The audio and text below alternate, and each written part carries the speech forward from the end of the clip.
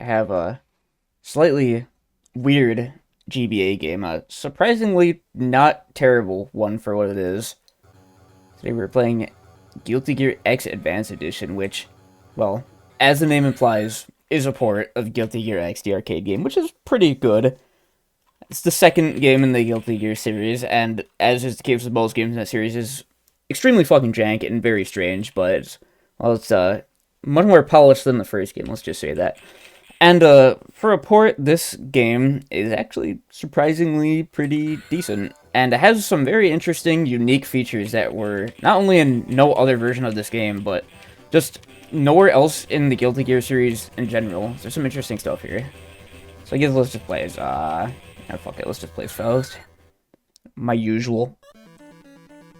I haven't touched this version of the game in quite a while, but again, considering what it is, it's actually fairly impressive that something like this works at all on the GBA, and to an actually, like, playable degree as well. I'm legit a bit impressed by it, I must say.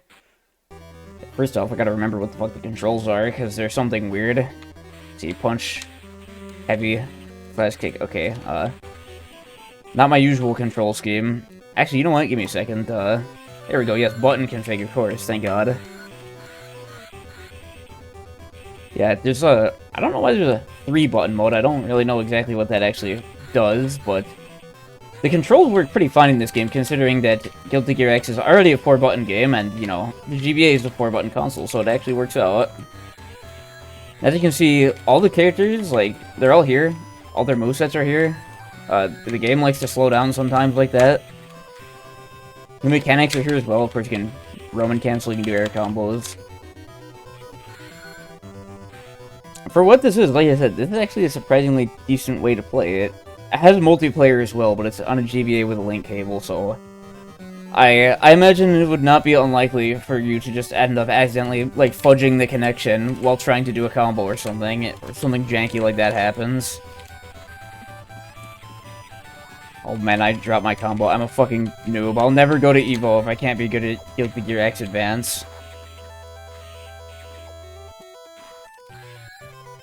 Another interesting thing about this game, I suppose, is that even if you crank the AI difficulty all the way up to the hardest, this is a fresh save, so I assume it's just at whatever the default is, like medium difficulty or something. Even if you increase the difficulty all the way, the game is still extremely piss easy, and, well, I mean, it's a GBA game. Well, no, I shouldn't say that, because you had games like, what was it called, like Mortal Kombat Advance, which, well, it's a Mortal Kombat game, so of course the AI cheats so bad that you can barely play, and that's, you know, that game is also infamous for just barely being functional and being just a complete piece of shit generally. So, you know, the AI being broken is kind of the least of that game's problems. Okay, well, it's definitely a problem, but you get my point. This game is kind of the opposite, where no matter what, the AI is always extremely easy.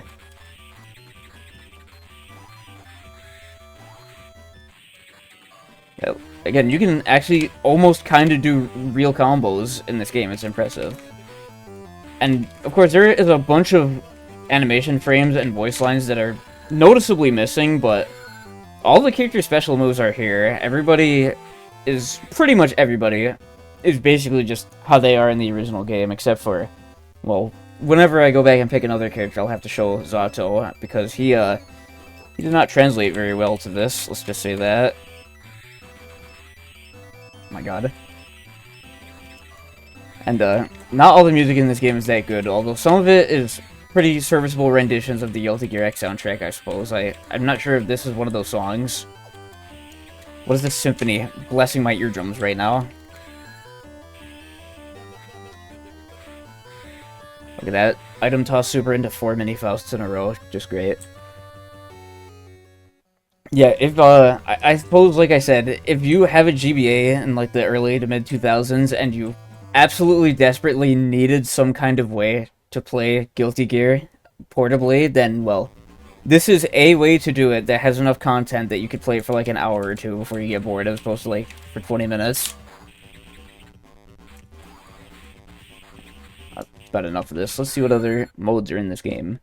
There's quite a few codes you can input as well. There's some unlockable characters, of course. Dizzy and Testament are both unlockable as the boss characters. And you either, I believe you beat the arcade mode to unlock them, which is pretty easy, or you can, on the title screen, just input a button combo. There's several other very strange unlockables, which I'm not sure I'll be able to show right now because I don't have them unlocked. Let's crank that difficulty to very hard. Not that it's going to make very much of a difference. There's one very interesting extra feature of this game is the color edit mode, which is very surprising that like characters have so many different alt colors in this game, and then there's even an extra alt color specifically where you can just make your own. Like, yeah, that's really impressive. This is not a feature you'd expect to be in a game like this. Hell, this is not a feature that was in like any other Guilty Gear game. Okay, look at that. You can take a look at all the actual different character colors, and then edit is the one that you can customize yourself. It's, again, very impressive. You can save one custom color for everybody. I mean, like I just said, it's very amazing that any kind of feature like this exists at all on a GBA fighter. And it's a feature that's sorely lacking from... Oh my god, my eyes. I'm sorry. I don't know why this background color option is even a thing.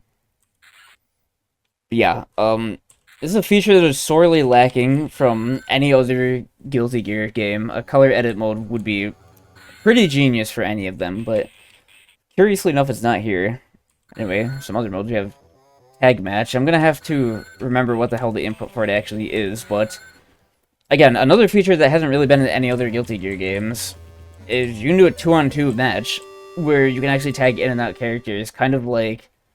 Well, I guess it's kind of like Marvel vs. Capcom 1 in the sense that you can switch between two characters. The actual mechanics of it aren't exactly the same. Let's see if I remember what the info for it is. Something weird. You have to do like a quarter circle in some direction and press 2 buttons. I just don't remember what 2 buttons. You know what we gotta do? It's time to take a break to check the manual. Okay, the input to tag your character sure is weird. You have to do quarter circle forward, heavy, plus kick. Well. Hey, there you go. And look, now you can switch out characters. I don't know, I'm assuming it's like Tekken tag rules, where once one of your characters goes down, it's just the end of the round. Anyway, I had mentioned earlier that Zato is fucked up in this game. And of course, how Zato works, and yeah, I was right, it's Tekken tag rules. So, oh wait, no, never mind, it's not, I just got jumped. Okay, first of all, with Zato, as you can see in the bottom left, there's a weird counter that just says ED and is counting down, and well, that's your Eddie gauge. It's not an actual visible meter on the screen like it is in later games. Which, I understand that part, but the part I don't really understand is how summoning Eddie actually works in this is... Unlike in main Guilty Gear, where it's based on releasing any of the buttons, Eddie just attacks if you press the button in this game, which is kind of the antithesis of how this character even works, so I don't think he translates all that well. I mean, he was a quite strong character in the arcade version of Guilty Gear X, but that change makes him kind of crappy in this one, I feel like. Oh, more battles. I guess if you pick Tag Match, it's like an entire arcade mode. I'm not sure. I've never really messed with this option before, outside of, like, the training mode. And yeah, this does have a fairly legit training mode, which is quite nice. Which, of course, in the era of modern fighting games, training modes are, you know, basically just a given, but for, a budget... I don't even know if I'd say this is a budget release, but for, like, a weird handheld port, having something actually nice like that is, you know, you're lucky to have it, really. My dragon is stall. I guess the inputs do feel a little weird in this game sometimes. Yeah, there we go. Look at that frame rate. Oh yeah, the music slows down too. Awesome. This is always really fun to me. Look at that, we can even do super moves, and you get a super bit crushed soul voice line. And, well, I guess they're not available in tag mode, but your instant kills are also here. How do I have so much meter, by the way? Holy crap. Oh, that missed.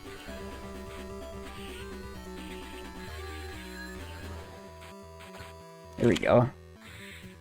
Yeah, the inputs feel a little odd sometimes, considering this game, you know, you're playing with a very janky GBA D-pad. But again, the fact that this is not only playable at all, but, like, actually kind of competent and not a terrible way to play is, like, you know, pretty impressive stuff. That's a freaky looking Venom, by the way. Yeah, as you can see, all the stages are here as well, and they're fairly detailed. I have no idea how this would look on an original GBA screen, considering, you know, the non-existent backlight on the older model.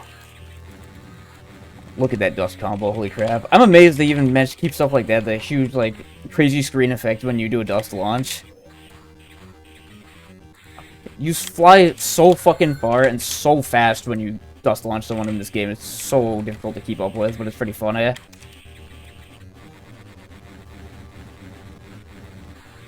at that.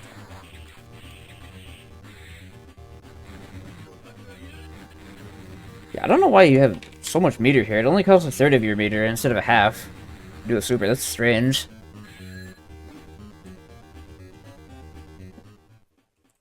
Yeah.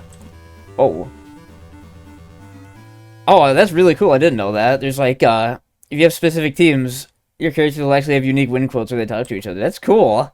I've never seen that before. Holy shit. What do you know? I'm recording this right now, and I'm learning new things about it. That's actually really awesome. See, this game is even better than I thought it once was. It's pretty crazy. Also, I'm pretty sure we literally just fought against Melia, so I'm not sure why I'm seeing her again, but just beat the crap out of her real quick.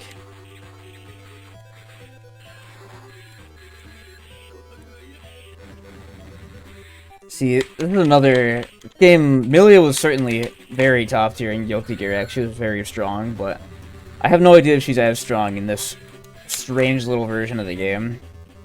Anyway, let's take a look at what other stuff is in this game. We also got... This is something that actually was in some of the more, you know, legit Guilty Gear titles. We got 3-on-3 mode, which, well, as the name implies, it's basically like a King of Fighters style elimination match where you all have a team of 3, and first person to lose all their characters first loses. I assume that's how it works anyway. Yeah, the, like, Guilty Gear Accent Core games, they had a 3-on-3 mode you could do. And I think they added some crap like that to Strive, but Strive sucks, so I don't really care. I'm not sure what this, like, Smurf Potemkin color is, but I kind of fuck with it. Oh, jeez. It looks like he's doing the thing again where stuff costs less meter than usual. Well, no, I don't think so, actually. That is a weird-looking Melia color. What the hell? I also don't know why I had to say Heaven or Hell again. I guess because there's a new character in the screen. Oh, I did not mean to do that. I cannot tell you how good Potemkin is in this version of the game, but considering he was just complete crap in the arcade version, well, I can't imagine he's all that much better in this one. God, Potemkin was so fucking bad in Guilty Gear X, man. Shout out to Heavenly Potbuster. Being an anti-air grab super, but the counterplay to it is just jumping over it because it doesn't go high enough to catch jumps. Like, what are we doing, man? Yeah, you don't even have the flick yet. There's so many missing moves, it's brutal. Oh, jeez. Alright. Check this awesome combo. Okay, well, I messed it up. There we go. Wow. Cool. I'm going to assume this is like arcade and tag match where keep going through this over and over again. Oh, yep, just straight into the next fight. And again, it's duplicating characters we already fought. Well, this game has a pretty small roster, especially since, you know, Testament and Dizzy aren't exactly unlocked yet.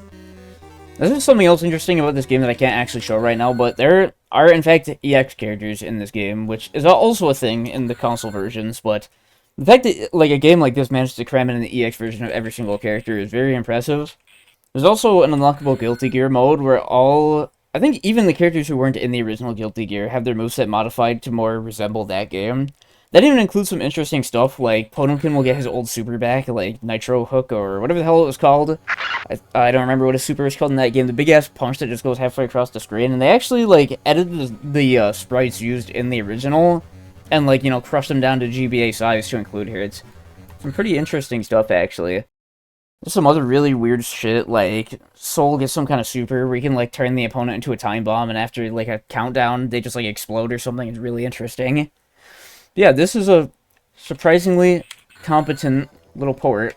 Guilty Gear X. And again, if you are like on the go in the 2000s and you really needed a way to play this game, this is a pretty damn good way to play it. It's kind of jank, obviously, but for what it is, this is a fun little game that you will probably not get bored of very quickly, unless, you know, you're a fucking loser. Or maybe I just have really low standards, who knows. But, you know, if I have low standards and you're still listening to what I have to say, then that's on you. So, as you can see, there are, in fact, still instant kills in this game. Very laggy instant kills, but they're here nonetheless. Cool stuff. And yeah, well, I guess the last mode here, what we're doing right now is survival mode. It's pretty much exactly how survival mode is in the other Guilty Gear games. I believe that being, as you hit the opponent, you level up.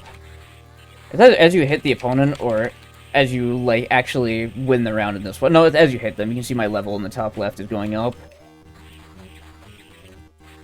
Oh, jeez. Yeah, this is just how it is in other Guilty Gear games. You attack the opponent to gain levels, and once you hit every 20 levels, you will fight a boss. Although, unlike the later game's survival modes, you do not actually gain any stats upon beating boss characters, which is, you know, pretty lame, and it makes the survival mode get kind of boring, although you don't have to go for like 1,000 entire levels like you do in the other one, so it's not like this is some huge commitment or something. Oh, nice lag because Bacchus saw it. That super managed to stun him, so I guess you just do it again. Well, I should say, let's beat up Anji until we get an extra level. Yeah, there we go, I had to kick him once. Who's it gonna be? Oh my god, it's Testament. Oh my god, it's Golden Testament. Uh-oh. I did not remember gold characters being here.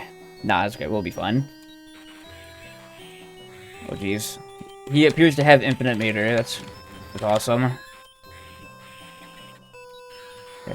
Speaking of meter, you build it so goddamn fast in Guilty Gear X, and you stun people so fast too, it's ridiculous.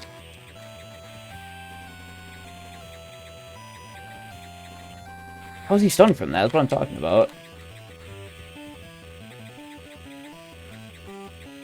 Okay, he just hacked out of my super in the middle of it, and then got stunned a second time. I don't really get what's going on, but... Hey, look, we did it. And if I remember correctly, you don't get any kind of stat boosts or items or anything. Nah, you just keep going. Yeah, that's Guilty Gear X. Pretty fun, surprisingly competent, and playable little port. If you're very bored, and you want to play a Guilty Gear game you may not have played before, go check it out. And as you can hear here, some of the music is actually not bad.